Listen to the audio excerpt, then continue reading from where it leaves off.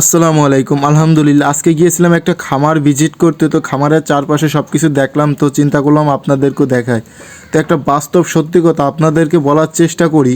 আপনারা অনেকে বিশ্বাস করবেন, অনেকে বিশ্বাস করবেন না। বর্তমান জেনারেশনে খামারে যে এত পরিমাণ লাভ, যেটা মুখের ভাষায় আর আবেগ দিয়ে বোঝানো সম্ভব না।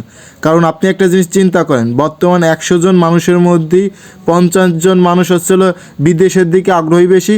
হ্যাঁ, দেশে কি করব, গরু ছাগল পাললে মানুষের চাষা বলবে, খ্যাত বলবে, হ্যাঁ অনেকে অনেকটা বলবে, সেই কারণে তারা অনেকের প্রবাসে চলে যাচ্ছে। আবার ম্যাক্সিমাম কিছু লোকজন সরকারি চাকরি পিছিয়ে অনেক টাকা ইনভেস্ট করতেছে, 15, 20, 25, 30 লাখ, যে যে ক্যাপাসিটি আছে সে সেভাবেই সরকারি চাকরির জন্য সে খরচ করে যাচ্ছে, ওইভাবে একটা সরকারি চাকরির জন্য। আবার অন্যান্য লোকজন কিছু কিছু যারা তারা ব্যবসা বাণিজ্য নিয়ে আসে বা ব্যবসা বাণিজ্য করার চেষ্টা করতেছে। তো আসলে বর্তমান জেনারেশনে খামারে প্রচুর লাভ। কেন লাভ দেখেন, বর্তমানে কিন্তু আপনার খামার উদ্যোগটা খুবই কম, কিন্তু মাংসের, দুধের, ডিমের, হ্যাঁ বিভিন্ন যে শাকসবজির চাহিদা আছে দিন যাবে ইনশাল্লাহ বাড়বে।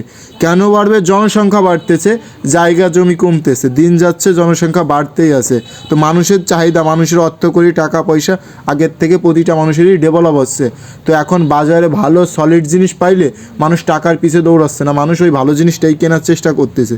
তো আপনারা যারা বেকার আছেন, হ্যাঁ আপনারা যারা বিদেশে যাইতে চাচ্ছেন না বা বিদেশের থেকে আসছেন, তারা ক্ষেত খামার করতে পারেন। কিন্তু ক্ষেত খামার করার একটা লাইন ঘাট আছে, আপনারা লাইন ঘাটের বাইরে ব্যতিক্রম করলে কিন্তু আপনারা লস খাবেন।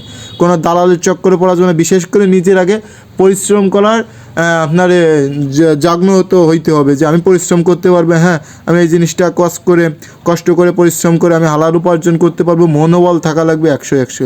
তাহলে আপনি অনেক লাভবান হইতে পারবেন। বর্তমান জেনারেশনে ভাই সত্যি কথা বলতেছি, প্রচুর লাভ, প্রচুর লাভ। আপনার বর্তমান ক্ষেত খামারিতে বলেন, গরু ছাগল বলেন, হাঁস মুরগি বলেন, এতে যে পরিমাণ লাভ, তো অন্য আর কোনো কিছুতে বর্তমান হচ্ছে না।